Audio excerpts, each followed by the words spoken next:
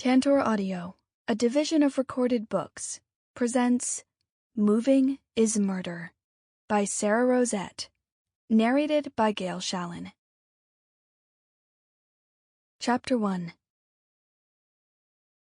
Light bled across the horizon, but it was still night below the towering pines, where the figure in black slipped up the driveway toward the slumbering house and slithered under the parked minivan.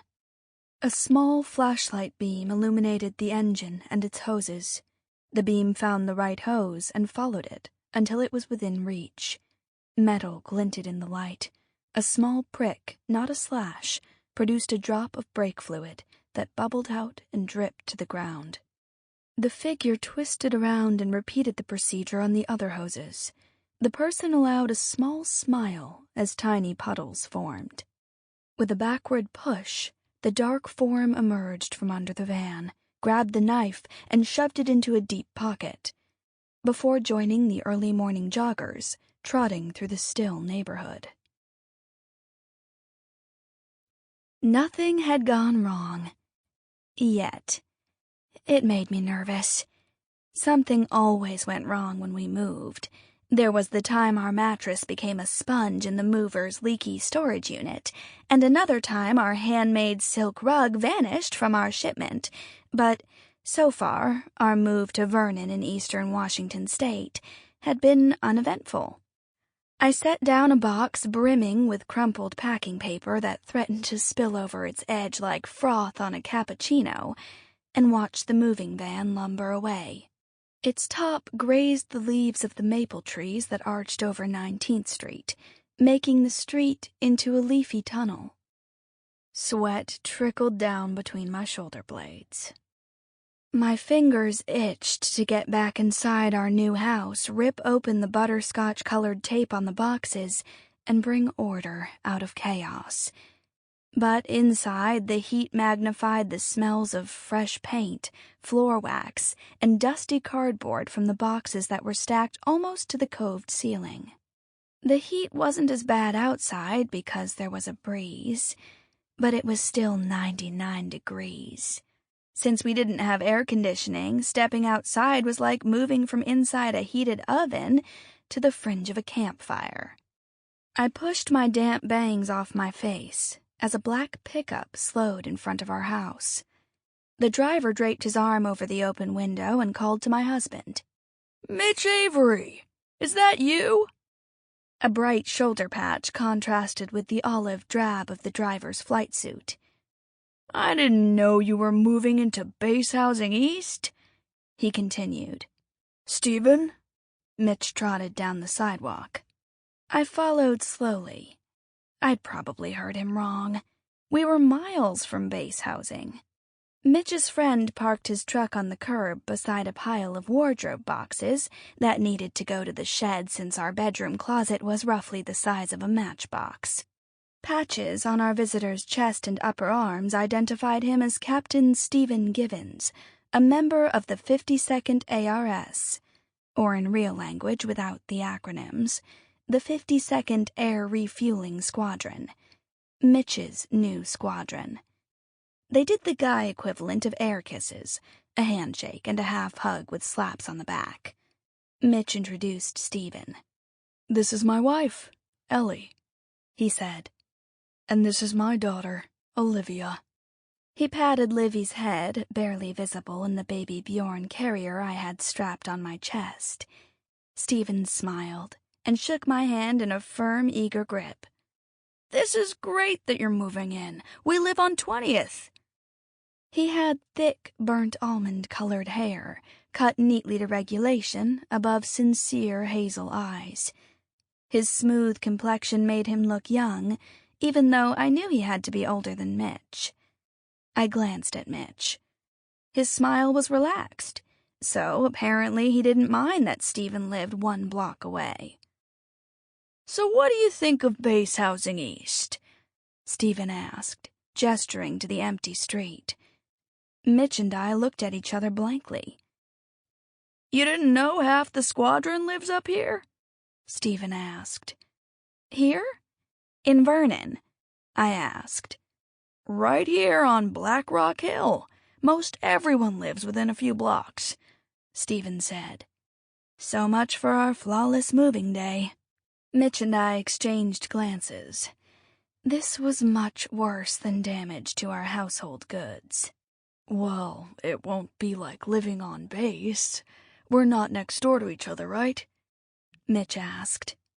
"No, but Joe, our Sea Flight commander, and his wife live across the street from you. The McCarters are on 20th with us. There are too many to count, probably 10 or 15 couples now that you're moving in." Stephen beamed, like this was the best news he could give us. Why hadn't my friend Abby, who had also just moved here, mentioned this? "At least the squadron commander is still on base," Mitch joked. "No, with the remodeling going on in base housing, they don't have many houses open. Colonel Bryman lives down your street." Mitch looked like he'd been punched in the stomach. Stephen thumped him on the shoulder. "Welcome to the neighborhood." Stephen hoisted up a box, spoke around it. "Where do you want this? I can help you out for a few hours. I was coming home to meet Gwen." He glanced at me and explained. "That's my wife, for lunch. But she's tied up at work. She's the manager at Tate's, and has a heck of a time getting away from there." "So, the old bachelor finally got hitched?" Mitch seemed to have recovered from Stephen's bombshell. A smile tilted up the corners of his mouth as he kidded with Stephen. "Yeah, I gave in." Stephen shrugged.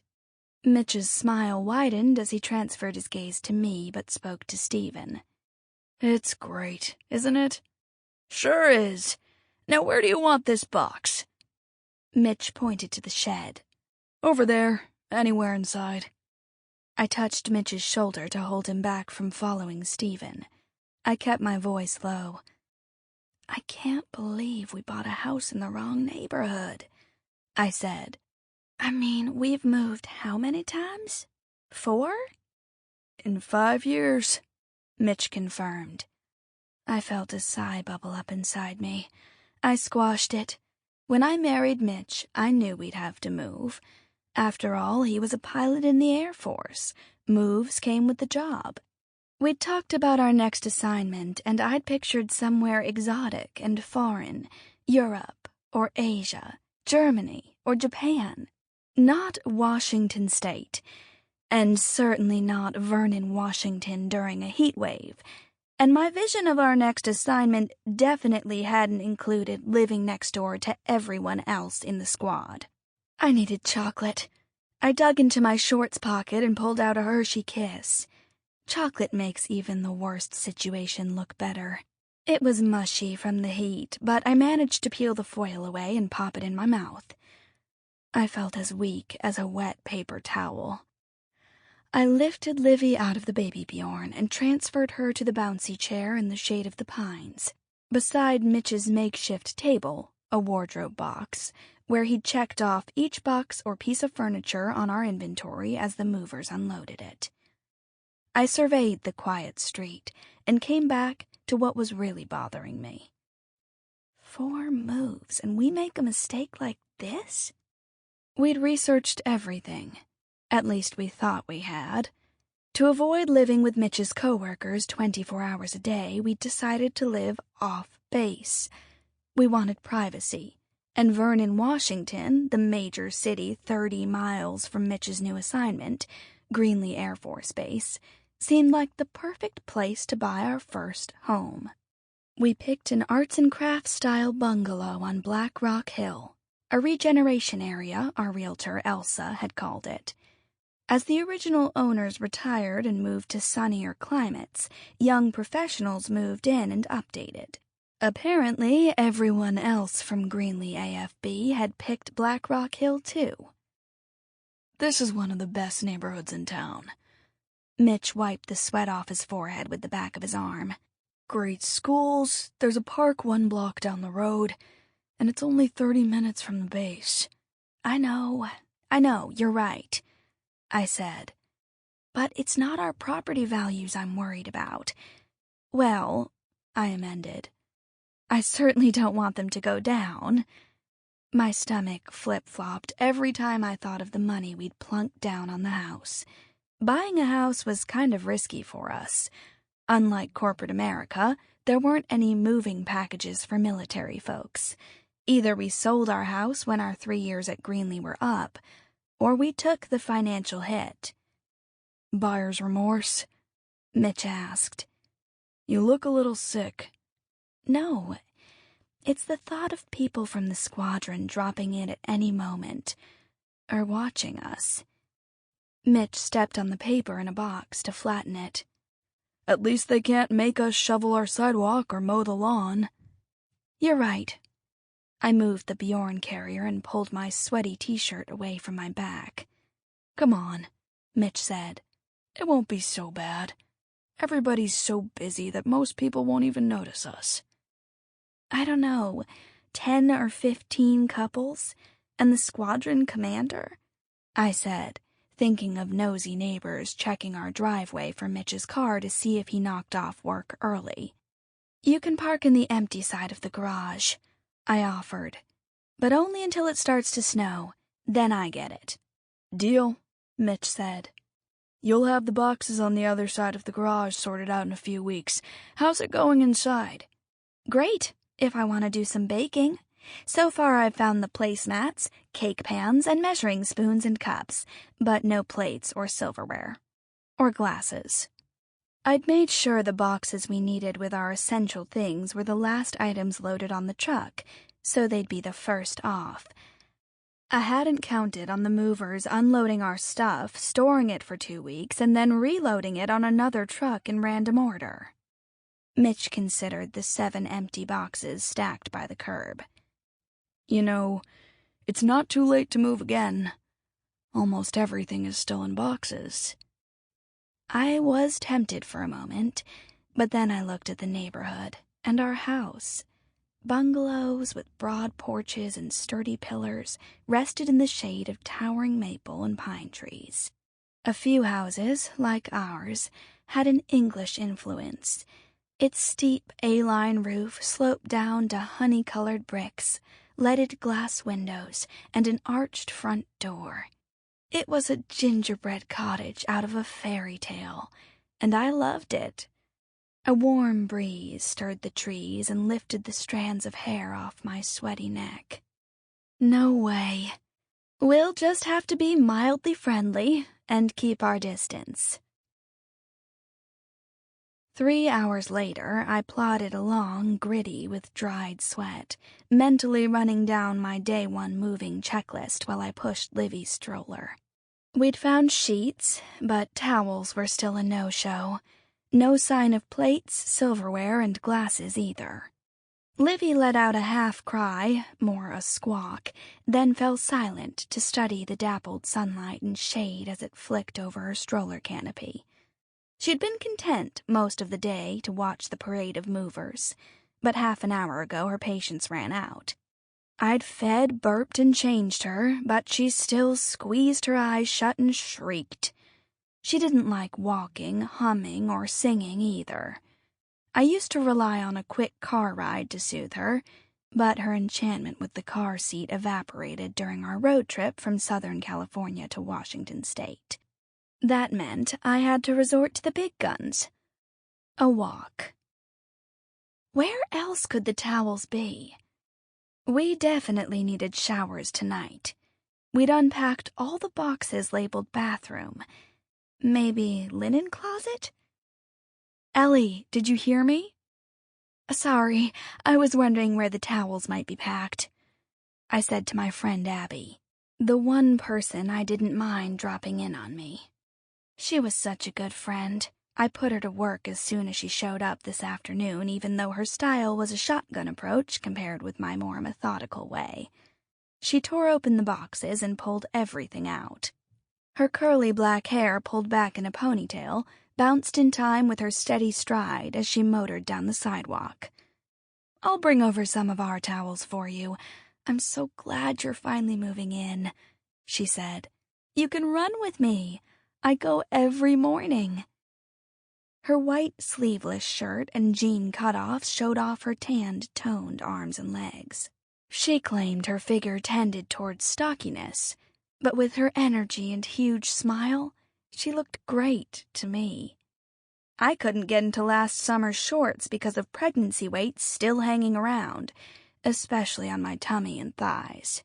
Yeah, right. I can't stand running, remember? Before my pregnancy, I ran a few times with Abby, but it reminded me of how much I hated it. Abby and I met 2 years ago in one of those prefabricated friendship opportunities that arise in military life. Mitch and Abby's husband, Jeff, were friends at the Air Force Academy. More than once, I had found myself straining to carry on a conversation with another wife over dinner while Mitch and his friend caught up. But Abby and I hit it off right away, except for her love of jogging. "Why didn't you tell me there were so many people from the squadron in this neighborhood?" I asked. "I didn't realize until we moved in and started unpacking." Abby bounced along beside me. "It'll be great, just like base housing, only better, because these houses are newer." Before I could argue with this overly optimistic view, she pointed to a gray stucco house with black shutters. Blooms of roses, hollyhocks, and mums layered color and texture around the base of the trees and house.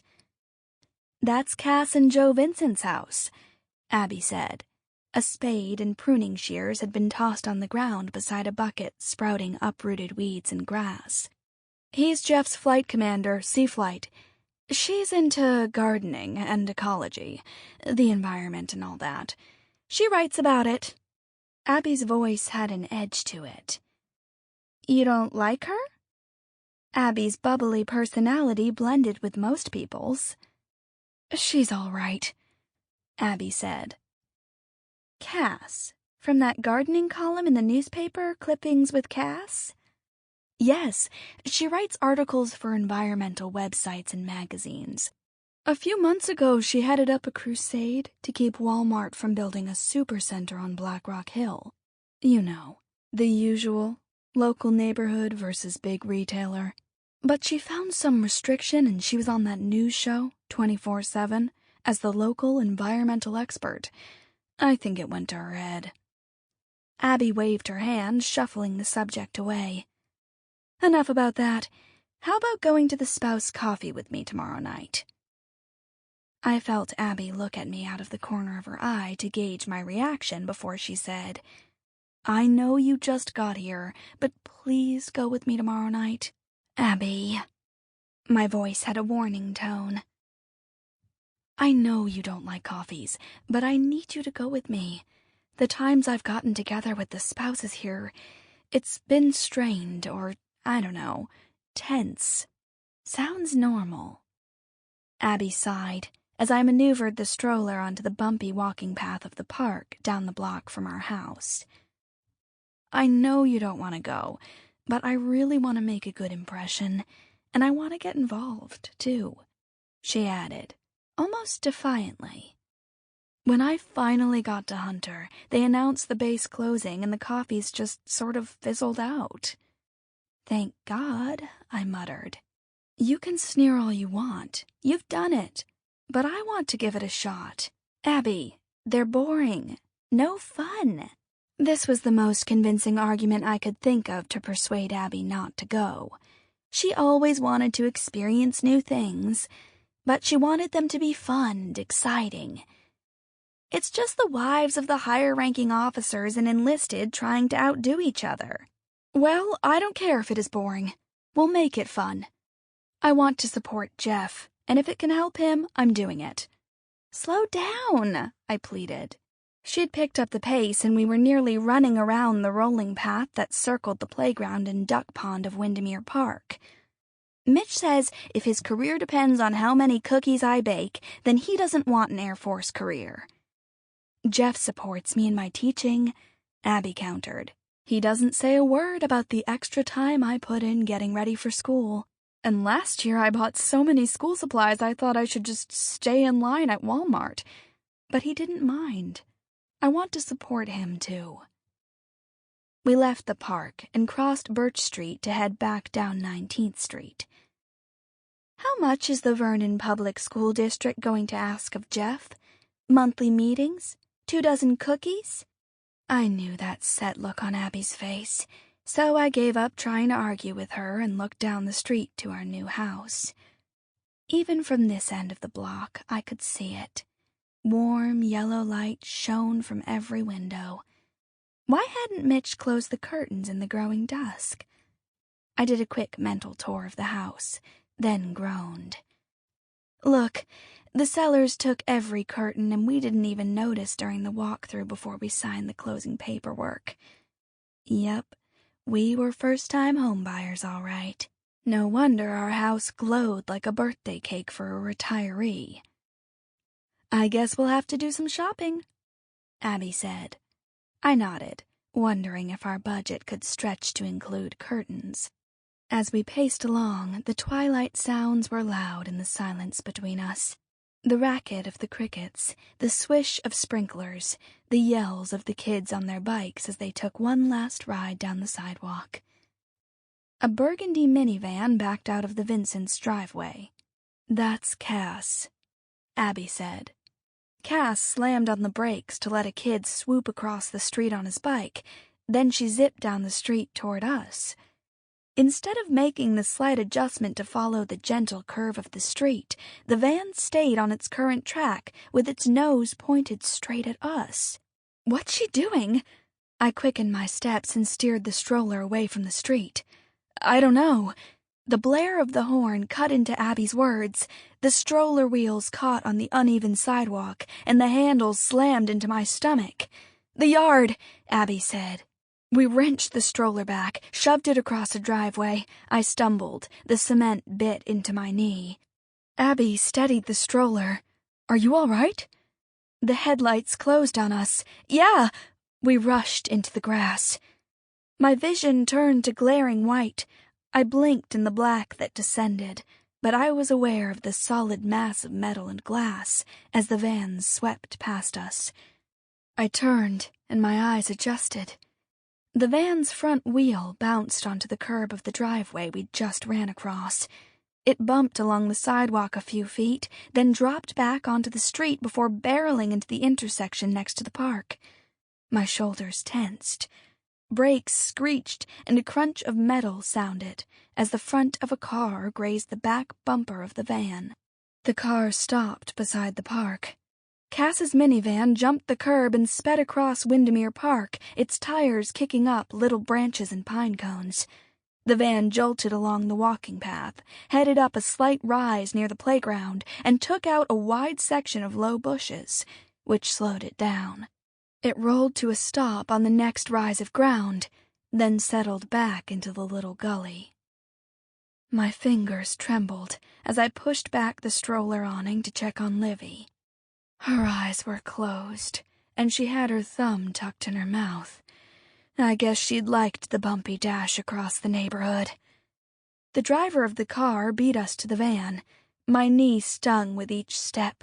A woman in a turquoise tank top and brightly flowered capri pants sat on the grass.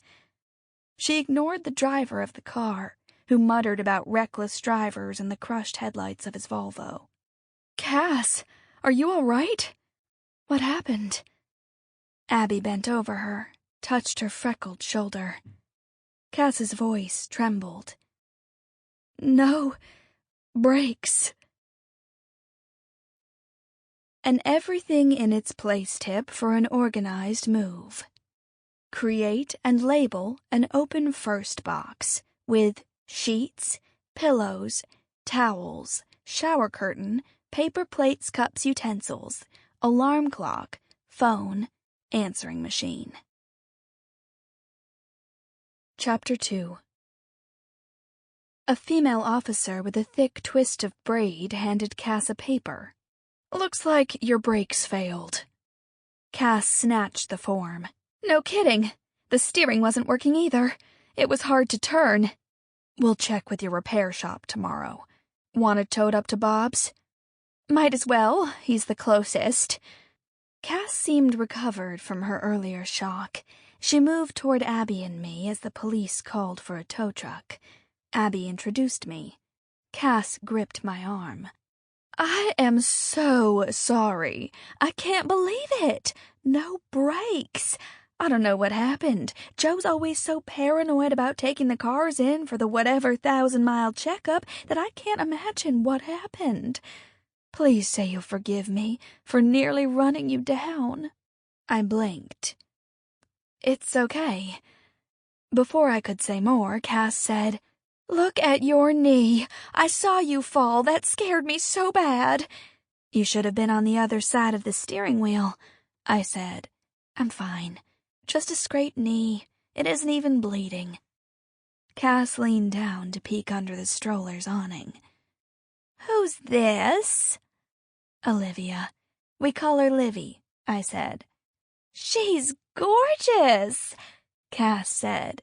"My Chloe looked just like her when she was a baby, pale fuzz for hair and a cute little rosebud mouth." "How old is your daughter?" "I have 2. Chloe's 4 and Julie is 3. She brushed a loose strand of honey-brown hair away from her face. Her smile faded as she rubbed her lightly freckled arms. "They live with my ex-husband." I took in her smooth face, slim body. She couldn't have been more than 25 years old. Pretty young to have 2 kids and be divorced and remarried. She spoke so quietly I had to strain to hear. "I made some mistakes. I miss my daughter so much." Abruptly, she came out of her reverie and focused her attention on me. "So, did you get the Hansons' house for less than they were asking?" I tried to think of a way to divert the nosy question, but she rolled on. "I heard they had to move, that they were really desperate." "We got a good deal." I hedged, glad for my stint in a PR office, which had taught me a few deflection techniques. 2,000 less? Or maybe 5? So much for deflection. "So, what time is the wives' coffee?" Abby asked. "Spouse coffee," Cass corrected. "It's silly, but we have to be politically correct. Although I don't think we have any male spouses in this squadron. It starts at 7:30 tomorrow night. Everyone will be here because this will be the first meeting since we broke for the summer. The food's going to be yummy. Diana's bringing her raspberry tart." Cass leaned toward me and said in an undertone, "It'll be perfect, of course. Everything Diana does is perfect." Then she switched back to her normal tone. "But the rest of us are bringing brownies and cookies." "I'll see. Nice to meet you. We've got a lot to do." I turned toward our house. Cass changed gears and rolled on. "I write the Squadron Spotlight column in the newsletter. It introduces the new spouses. I'll spotlight you next month. So, where were you stationed before you moved here?" Cass's hazel eyes fastened on me with the intensity of an investigative reporter. "Hunter, in California." She extracted my mini-biography before we could escape. She didn't write anything down, but I had a feeling Cass was filing away every word and wouldn't forget a single detail. A tow truck rolled into view. "I'd better get back to unpacking," I said, and escaped before she could ask any more questions. Good grief, she's nosy. And all that breathless energy, it makes me tired, I said. Abby's forehead crinkled. "I didn't know she had kids. I thought they were newlyweds." Abby was a people person. Within a few minutes of conversation, she knew most people's life stories. I could tell she was wondering how she had missed knowing about Cass's kids.